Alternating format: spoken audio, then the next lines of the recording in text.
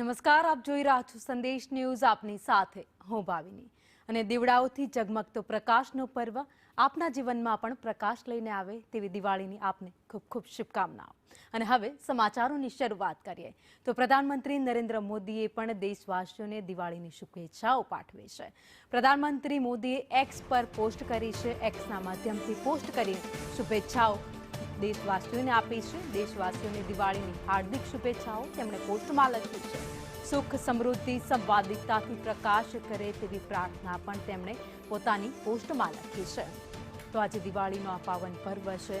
સૌ કોઈના જીવનમાં આ પ્રકાશ ભર્યો પર્વ છે. એ આખું વર્ષ પ્રકાશ ફેલાવે, સમૃદ્ધિ રહે અને દેશ આ જ રીતે ઉત્તરોત્તર પ્રગતિ કરતો રહે, દેશવાસીઓ પણ આગળ વધતા રહે તેવી પ્રાર્થના સાથે પ્રધાનમંત્રી નરેન્દ્ર મોદીએ પણ દેશવાસીઓને શુભેચ્છાઓ દીપાવલીની પાઠવી છે.